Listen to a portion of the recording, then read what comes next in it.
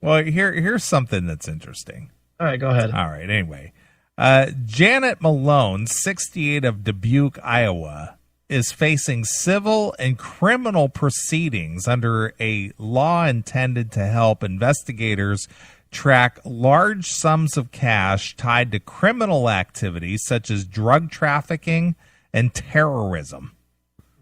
But some members of Congress and the libertarian groups have complained that the IRS and the federal prosecutors are unfairly using it against ordinary people who deposit lawfully attained money in increments below $10,000. Okay. At issue is a law requiring banks to report deposits of more than $10,000 of cash Sure. to the federal government. Anyone who breaks deposits into increments below the level to avoid requirements is committing a crime known as structuring. I did not know this. I didn't know that either. Whether their money is legal or not. Mm. Now, see, I just lent my sister $10,000, Jesus, rich guy. and she chose to put it in her account $5,000 at a time, Uh-oh. rather than put the whole $10,000 in at one time. You mean your friend? You mean your wink, wink friend? Yeah. So, anyway, not knowing that, I was not aware that there was such a thing as structuring. I've never heard of that. Never did either.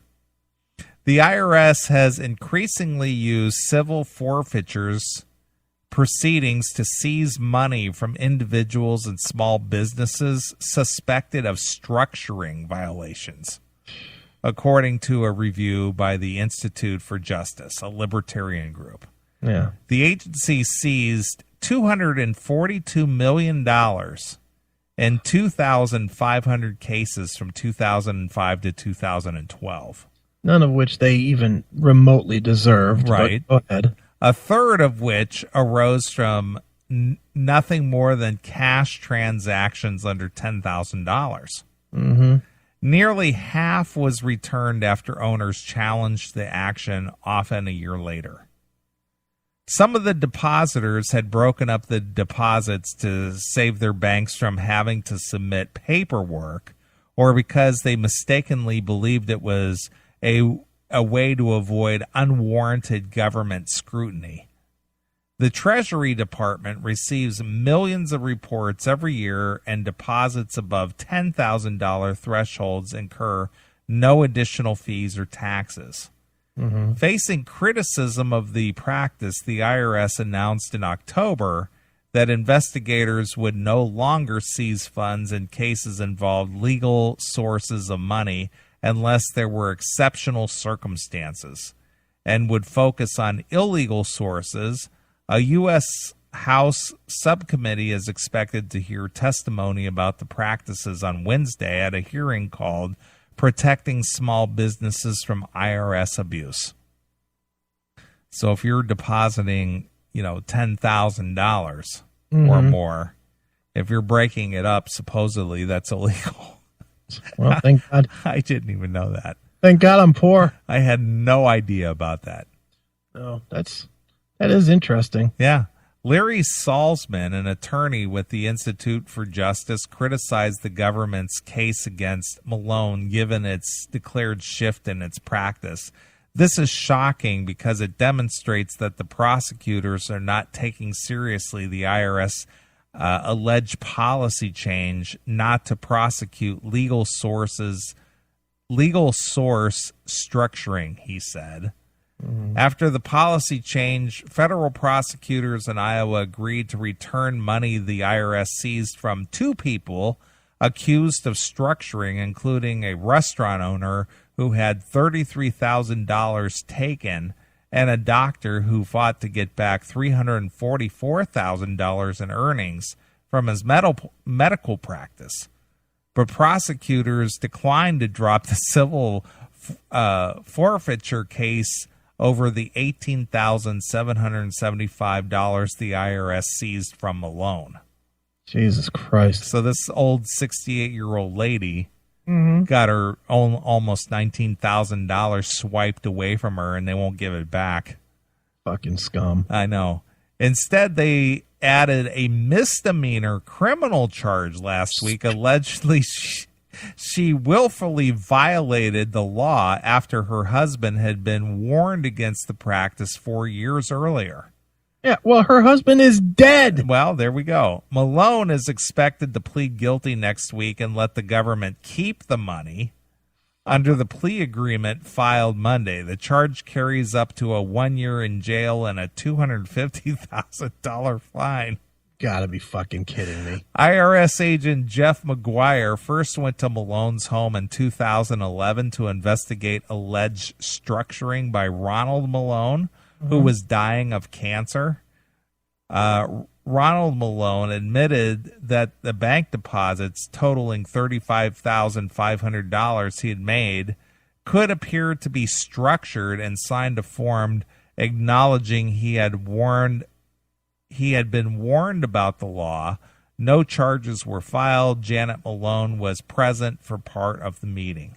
Shortly before his death in October of 2011, Ronald Malone told his wife about a briefcase containing $180,000 in cash from his job as a publishing executive, gambling winnings, and investment income.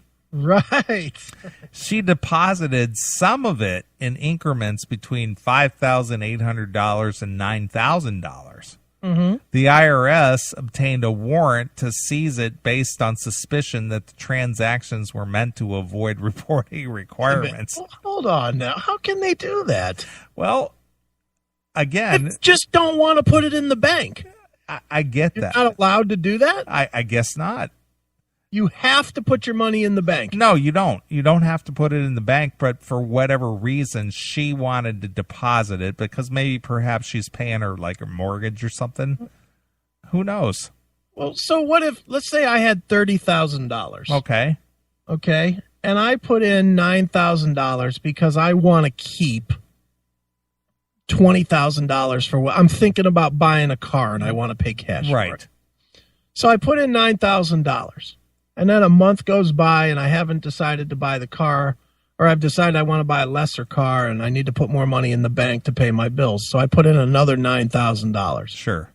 How is that different from me saying, well, I've got $30,000 and I'm going to put in $9,000 each day or each week or whatever? Because it gives the appearance that you're doing it to avoid the reporting requirement. But no matter what, it would do that. There's no way around that. So basically me saying that I'm going to buy a car, the IRS isn't going to believe that. No, but my point is that unless you put in 10,000 or more at one time, it doesn't trigger the reporting requirement.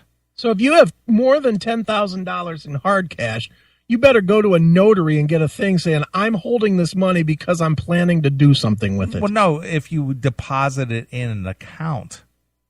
No, I know, but if you don't at first and then you do later, if you deposit, if I had $27,000 and I deposit $9,000, $9,000, and $9,000 over 3 months, they're going to come after me for this structuring bullshit. Yeah, basically, yeah. Even if my intent is not to structure, but is to buy something else. It doesn't matter what your intent is. It's just that you're triggering suspicion that you're trying to stay under the $10,000 reporting limit. So legally, basically, they're saying that if I don't tell them how much money I have, that I'm breaking the law. No, legally, that if you're doing this multiple times and you are under suspicion that why is this guy depositing $9,000 instead of $10,000 plus dollars? Yeah. Is he attempting to subvert the law? And the law. Now, what is the advantage? Did I miss that? What is the advantage? It's the whole, because a lot of drug dealers, if you watch that modern drug thing, I know. A lot of those guys put like millions of dollars in cash. We're not talking a check here. Right. It's not checks. It's not cashier checks. It's cash. Right. Then they wonder, what are you doing with that amount of cash and why are you depositing that amount of cash right, in a checking account, where did it come from?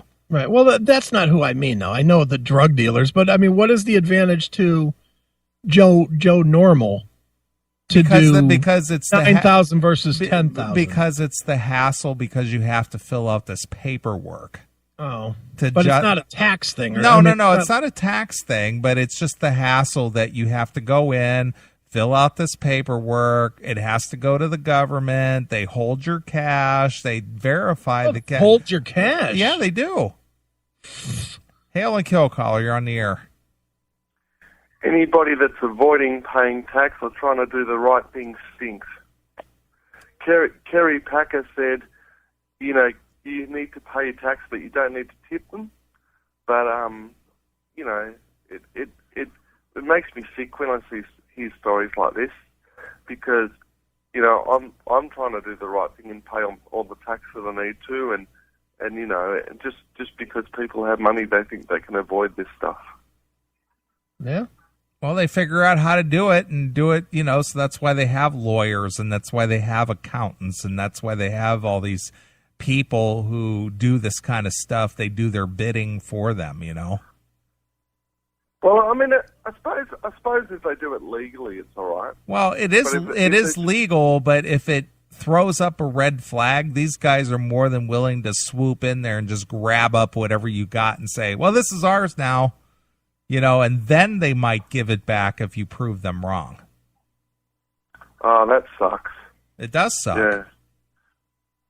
Yeah, I mean, they tried to do that to Paul Hogan. Remember Crocodile Dundee?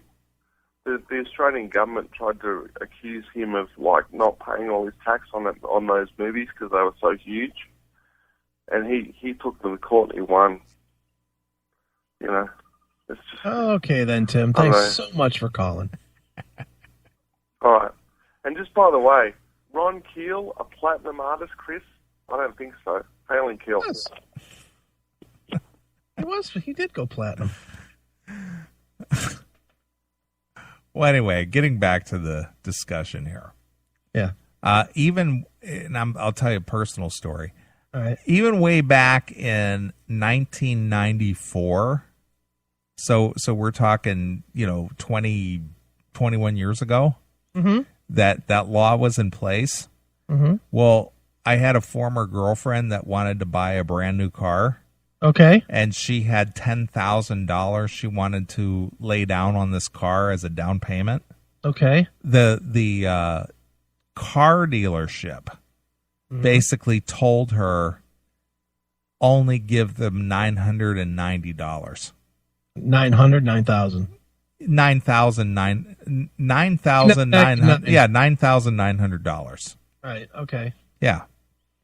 Because of the whole paperwork and blah, blah, blah. All just the hassle of, because, if you put in that kind of money, they're required to hold it and they investigate it and you have to fill out this paperwork and blah, blah, blah. And it's not check, it's a cash. Right. So, hail and kill, caller. You're on the air. Interesting. The shoe is now on the other foot very quickly. Hey, Chris, you know the laws. Just don't break the laws. I'm not breaking the laws. Yeah, you're arousing suspicion from the law. Just don't do that. I'm just curious how it works. Believe me, I don't have $30,000 to fucking swing. I wish I did. I hope not, because if you do, you deserve to be shot. Well, there is that. Because I'd be a drug dealer. Oh no, I'm white. Yeah, exactly. That's right. I forgot. You're exempt. He is exempt. He's got that white exempt card. That's right. White privilege.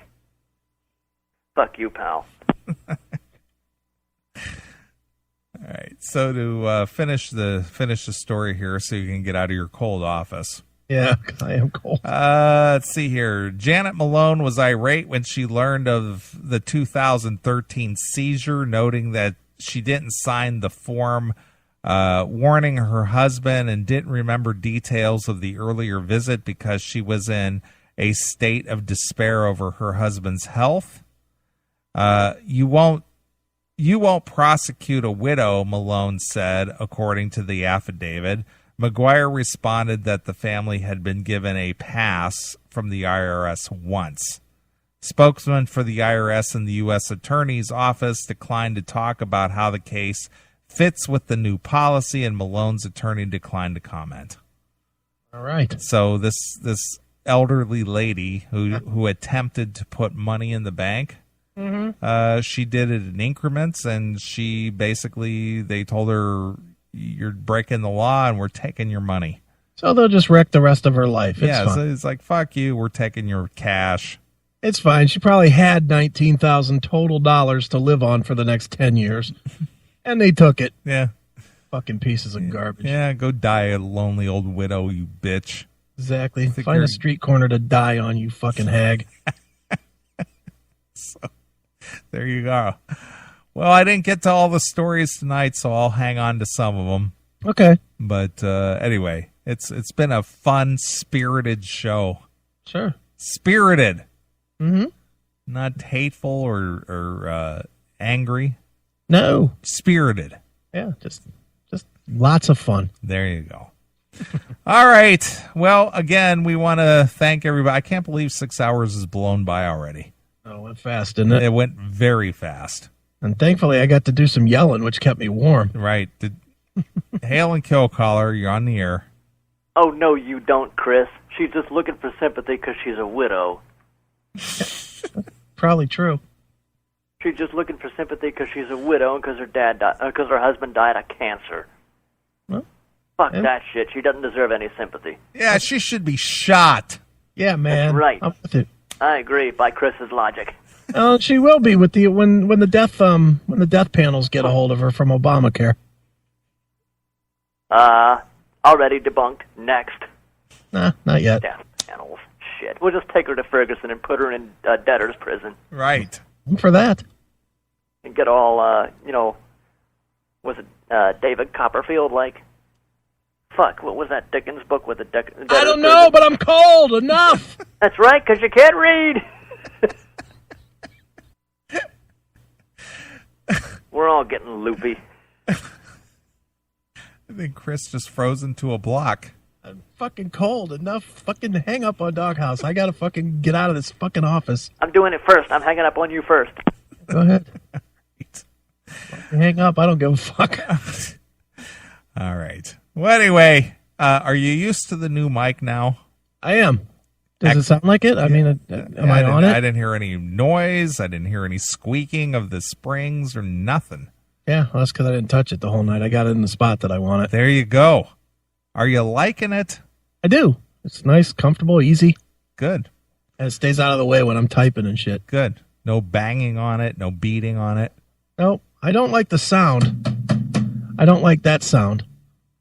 I like the other mic when I bang. I like that sound better when we record it. I think you sound a lot cleaner, though. Yeah, it does sound very clean. But yeah, nice. All right. Well, we want to thank, who did we have on the show tonight? Russell Allen. Russell Allen from Adrenaline Mob. Yeah. Yeah. They got a new CD out, Till Death Do Us Part. No, Dearly Departed.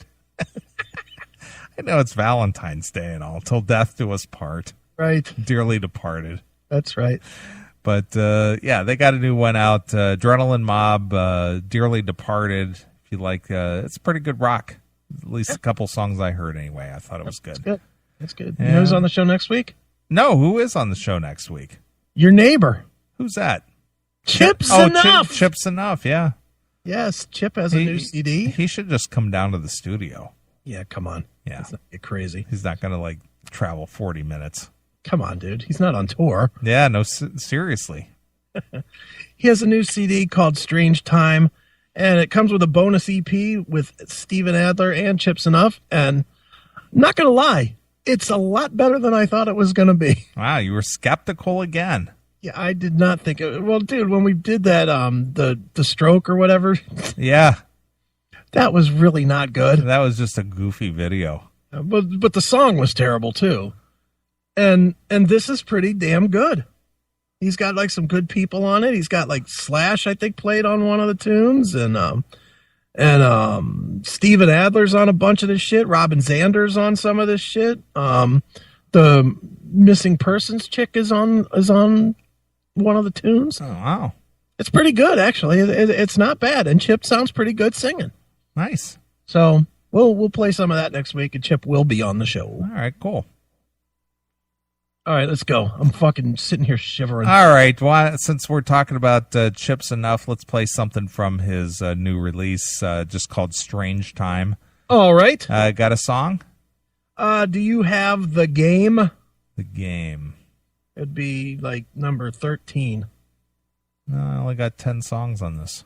Look inside that folder. There should be another folder. Adler's enough? Yep. Oh, The Game. Yes, I got it. The Game would be the window. All right. Well, Chips enough on next week. We're going to get out of here. Thanks for everybody tuning in as always. And the podcast will be up sometime tomorrow. So check those out. Put us up over 12,000 on please. the Spreaker. All right. Let's get out of here. Here's Chips enough from his Adler's enough. Right. This is called The Game. So until next Saturday night, this is Neeley along with my very good friend Jack Frost. We're gone. Bye, kids. See ya.